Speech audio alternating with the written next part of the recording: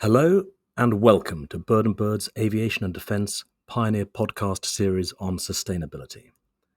In this series, I get to speak to industry leaders addressing sustainability issues across the entire sector. My name is Paul Briggs, a consultant in our Aviation and Defence Group based in London. In today's episode, I'm delighted to be joined by Nick Stafford, Product Development and Digital Transformation Director at IBA Aero, for what no doubt will be another fascinating discussion. So Nick joined IBA in 2020 from outside the aviation industry. He leads the product function at IBA and launched their sustainability-focused product, Net Zero, in 2021. He has a background in the mortgage market, asset management, capital markets, and technology consulting. Nick, I understand, and I didn't know this previously, that you were once a professional actor. Well, let's see how eloquent and succinct you are today. So, Nick, you're not one of my long-time homies. We met this year, and you were on the panel at the Airline Economics Conference on sustainability. And, you were a great speaker at that, and I thought you'd be a great person to have on the podcast. As I stated in my introduction, you're not man and boy aeroplane business. You're quite new to aviation. Before we get going on the detail, can you just tell me a little bit about your background and how come you came to be a champion of sustainability in aviation? Yes, of course. Thank you very much. Thanks for having me. Yes, I'll try and engage my diaphragm to come across as a professional actor. But basically, I joined IBA really to sort of supercharge the data set that the company's had for the last sort of 30, 35, 36 years. And it was really interesting sort of seeing what expertise we had in fleet data and also combining that with flights data. And it just became fairly obvious that really the hot button topic in aviation outside of COVID, because of course I decided to join the aviation industry in the middle of a global pandemic. But outside of COVID, one of the main hot button topics in the industry at the time was sustainability. It's actually interesting coming from an external to aviation. It was a factor in my decision making as well. I actually asked myself the question, do I want to go into the airline industry, into the aviation industry? Can I look myself in the eye from a sustainability point of view? And I think, to answer your question directly about sustainability championing, I found one of the interesting things is really to affect change in any industry, you need to follow the money. And so to enter an aviation finance focused business like IBA is the best way to start connecting really financiers who are looking at reducing their impact on the environment with the industry and coming to some really interesting conclusions about how we're going to decarbonize this industry while still growing it. Brilliant, and I totally get that. And of course, that's the sort of a lot of the regulation and sort of Mark Carney and everything he did is about that it's bankers that have to lead the way, which is sort of quite ironic. So listen, IBA, I've worked with IBA kind of almost my entire career, sort of over 30 years, and I think I worked with Phil Seymour a long time ago, so I know IBA.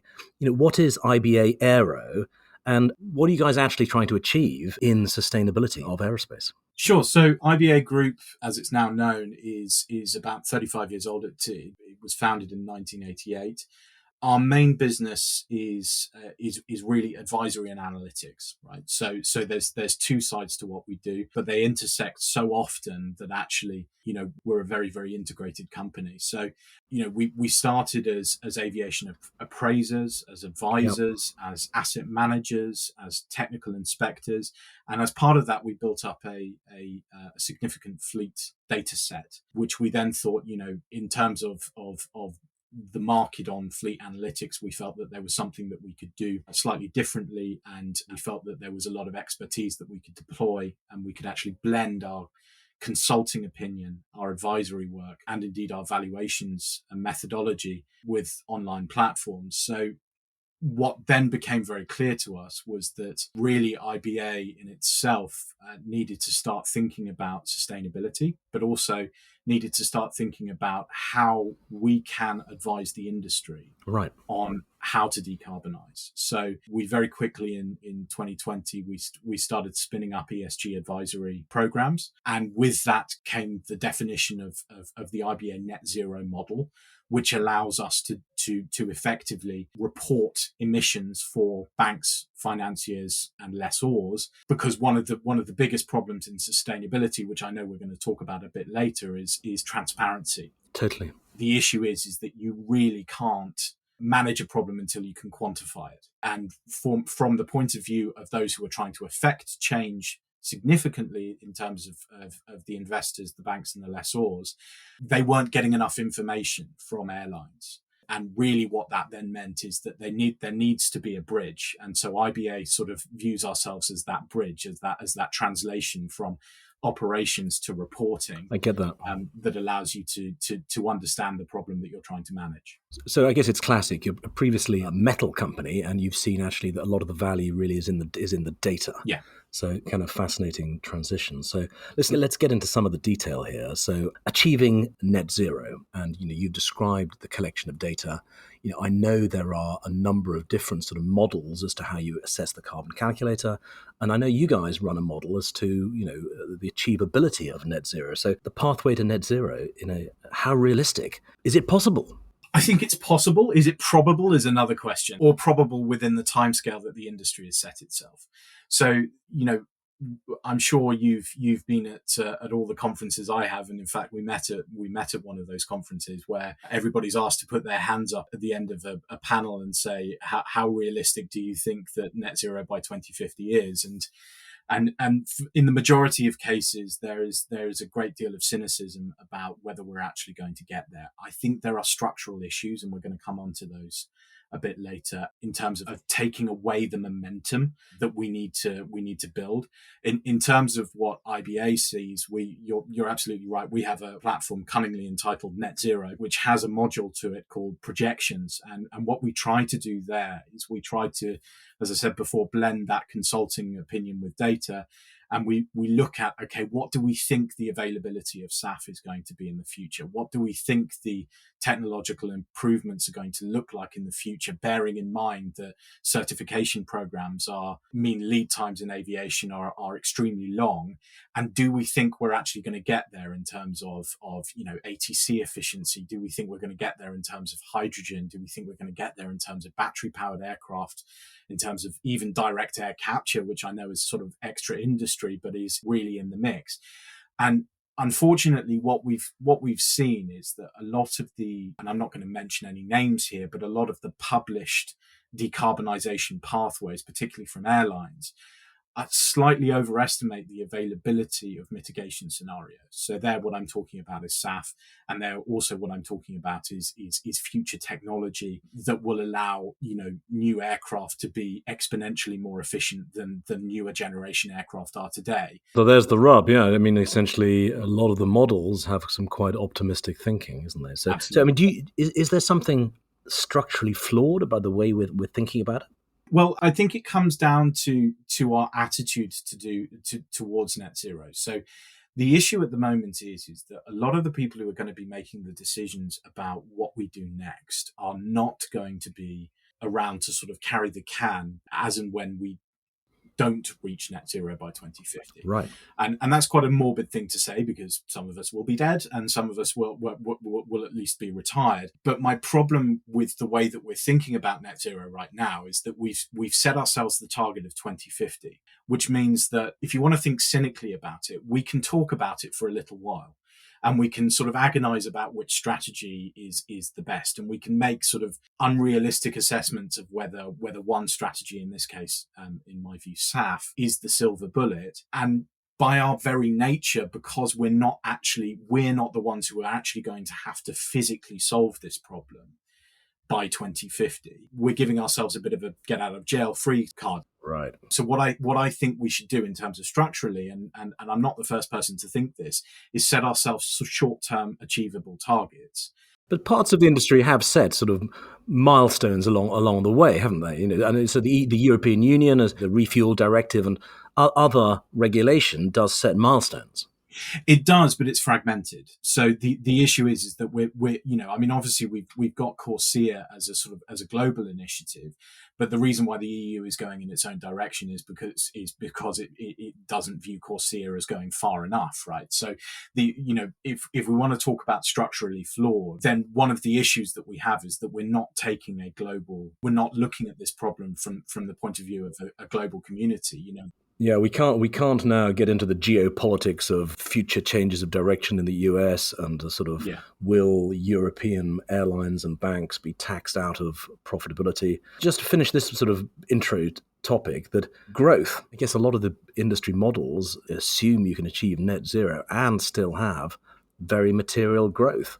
I mean, I guess that's a question. Does the industry have to consider slower growth than projected? I don't know whether it needs to consider slower growth. I think it needs to start making some serious bets on technology helping it through this rather than thinking about SAF, because ultimately SAF, there are some forms of SAF that are percent efficient, right? But they're not, not widely available, and B, they're incredibly expensive. So, and C, you still need to transport that fuel to the area in which it's burnt. So, in my view, one of the things that we need to do is we need to understand that, as we talked about before, CO2 is cumulative, right? So if you reduce intensity but you grow total CO2 to the point at which actually we can all clap our hands on the back and say, our intensity per RTK or per RPK is low, but we're still emitting, and we're still emitting more than we were in the past, then we've still got a problem. So what the industry needs to do is it needs to start thinking about how it is going to grow whilst also reducing absolute emissions. And the only way that I can, I consider that as being at all viable is to start thinking about extra industry initiatives like direct air capture, right? Though, of course, direct air capture is a bit of a get out of jail, isn't it? Say, well, we'll pollute the planet and then somebody else can just suck out the pollution later. Yes. And it's done on a global basis. You can never capture the carbon coming out of the machine. No. The industry can't do it itself. It can fund, and you can have credits to fund a sort of global carbon capture. Yeah. Absolutely. But I mean, I would say if somebody cracks a economically viable form of direct air capture, that's a much more sustainable solution than sort of slightly dodgy carbon crediting that you can get around the edges, right? And carbon offsets as well. I would say we're already talking about book and claim mechanisms for sustainable aviation fuel. People don't really understand book and claim, do they? People often, sometimes you see some of the greenwashing allegations have been where people have said my plane's full of SAF, and actually it just isn't. Yeah. Essentially, the airline has purchased the relevant amount of SAF somewhere else in the world. Yeah, I mean, it's an eminently logical solution, because one of the ways that we contribute to global warming when we're talking about aviation fuel is by transporting it around. So, right. So, yeah, you're not helping if you're creating SAF and then you're flying it around the planet. Yeah, absolutely. I mean, we've now got into, if you like, this. We've sort of seamlessly moved into the sort of second topic, which is all about SAF, the regulation about SAF, the achievability. What regulatory change do you think is needed? Because all the models give hydrogen, electricity, other tools a tiny percentage of achieving net zero 2050. Everybody is aligned around SAF being the principal contributor because it goes into the current machines. What has to change in the regulation and the financing and the availability?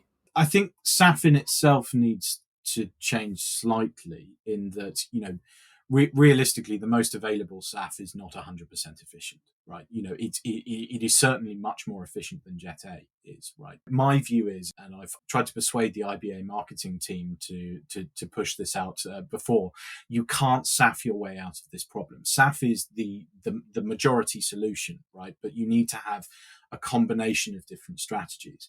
In terms of your question about regulatory change, I think, the EU is providing decent incentives to use SAF, and, there are some issues with implementation of Refuel EU versus the ETS, and what about flights out, extra ETS flights, which sort of doesn't allow you to basically claim that credit for using SAF. And Corsair obviously has a mechanism to allow you to basically claim back your SAF allowance as part of what they're doing. So the structural building blocks are in place, but really it feels like governments are going to have to solve this problem. So the IRA was the Inflation Reduction Act is a really interesting act, and to be honest with you, we're going to have to see what happens with the US elections coming up in November. Yeah. But ultimately, the US are leading the charge in terms of seeing this as an opportunity rather than a threat, and in investing in that production. Because the biggest issue with SAF at the moment is not, can I claim credit for using it? Because as Willie Walsh often points out, every single drop of SAF has already been bought. The airlines are not saying we're not going to buy this.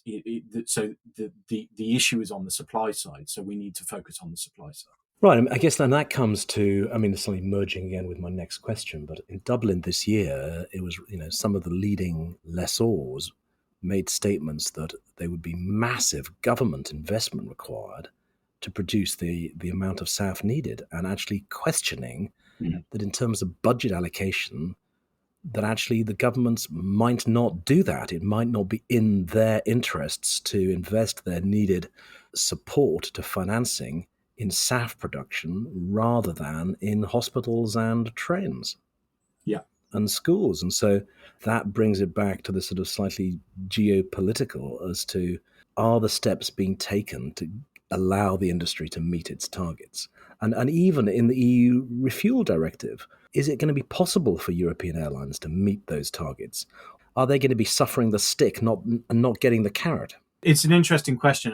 I think one of the first questions that we should ask ourselves is if a government has a finite budget and has a finite budget to try and solve the global issue of global warming on its own, or at least in its own jurisdiction, the question is decarbonising aviation the most sensible way of spending that money? Aviation has an issue which we're all very well aware of, which is that actually, as a net producer of CO2 emissions year on year, it's relatively low. It's just that as an industry, the decarbonisation challenge is much, much harder than let's say, for example, other industries.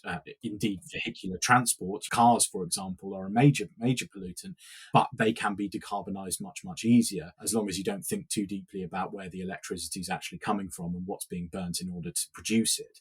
So there's one side of saying, is it actually the right thing to do from the point of view of the government to overspend on decarbonising aviation and not think about other industries and how to decarbonise it in the first place? But to your question specifically, I think you're absolutely right.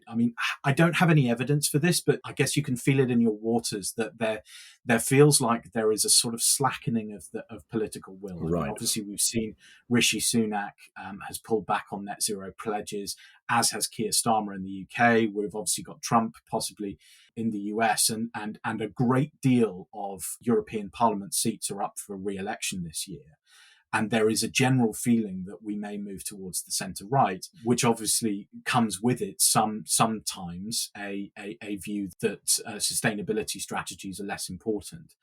I think, there is an argument to say that in focus groups, lots of people talk about global warming as being a major concern to them.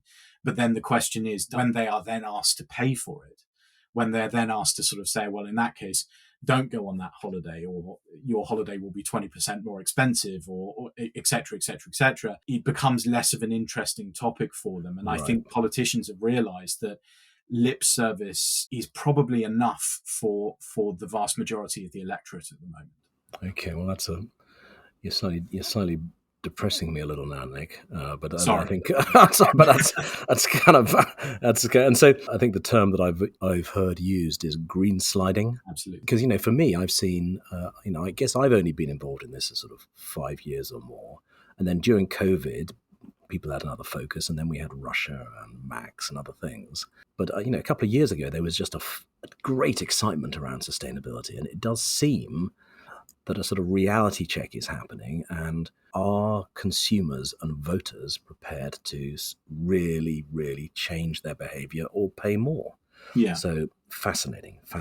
A couple of just detailed topics before we sort of start getting into the wrap up is the metrics, the question of what is measured and how it's measured and which model is most effective. Because there are a number of industry groups, because what a lot of people say is part of the problem is understanding how do you measure.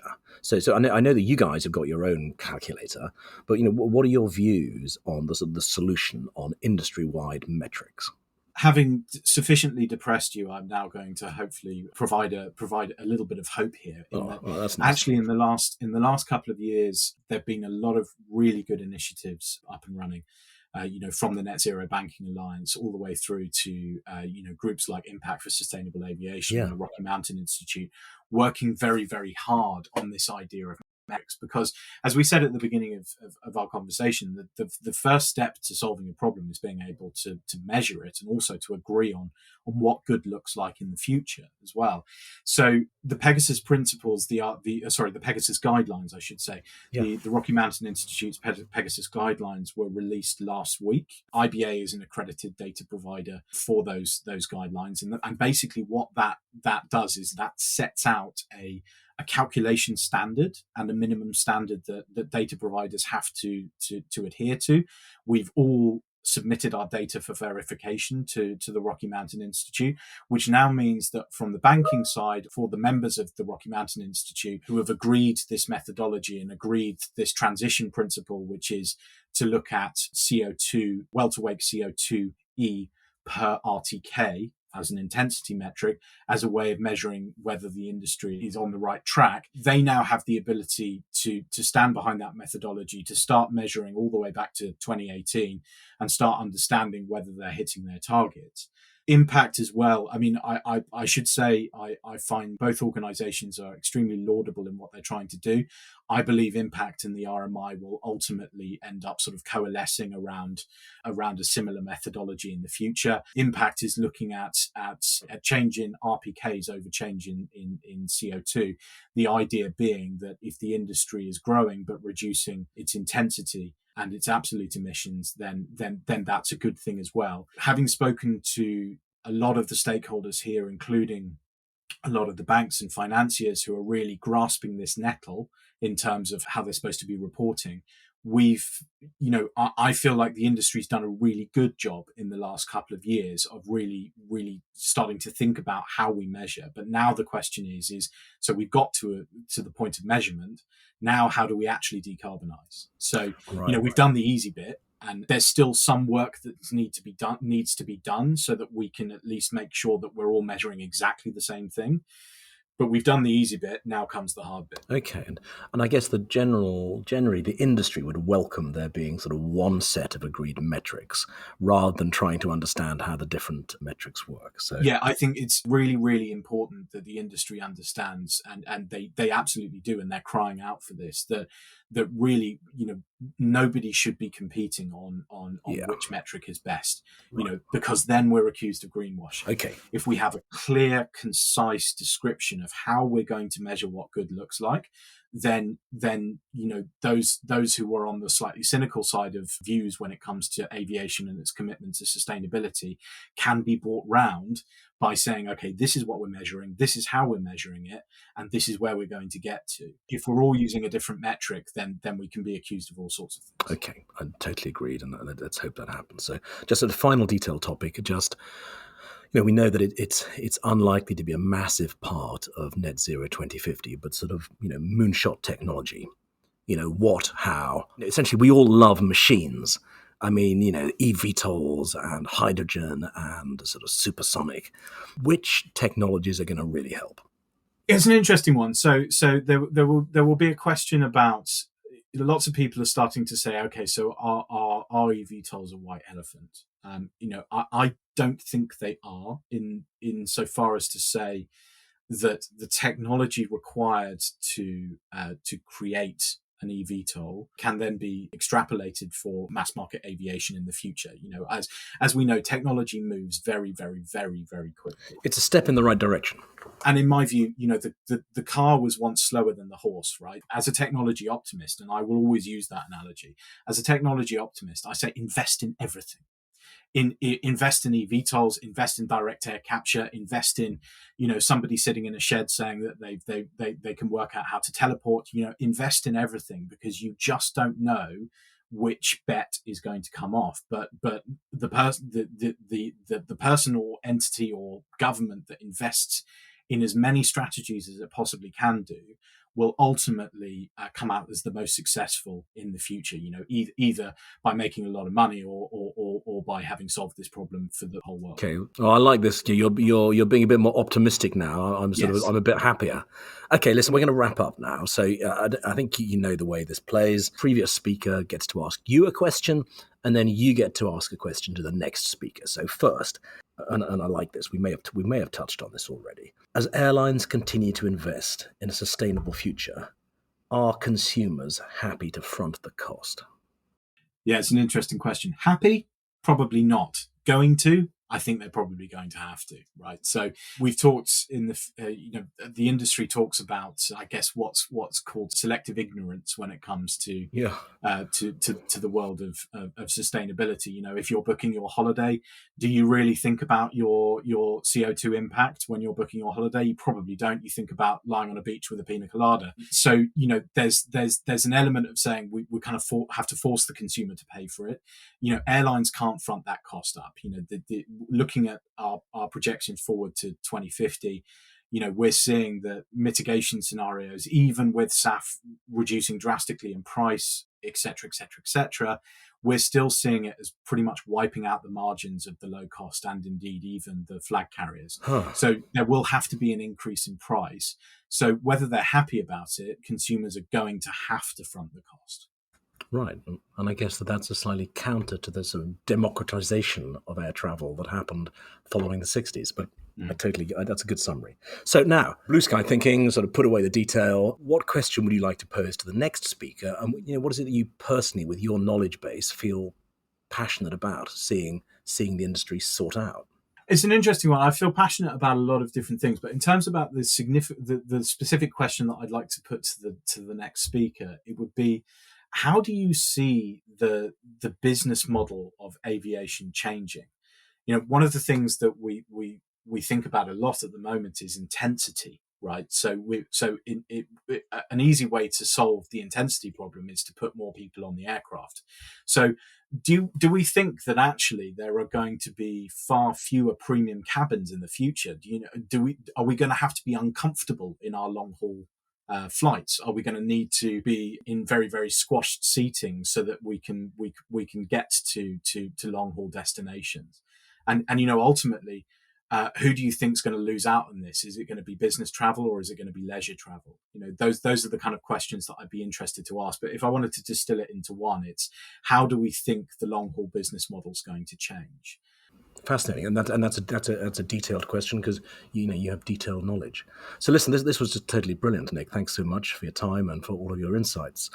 And to our audience, thank you very much for listening today. I hope you found it interesting. Any questions? Get hold of me. My details: paul.briggs@twobirds.com. Or you can find my details on the Bird and Bird website. Look out for the next episode, and this series and all of the podcasts you can find on all good podcast platforms and on the firm website. So, Nick, thank you very much. Thank you very much, everybody. Good day.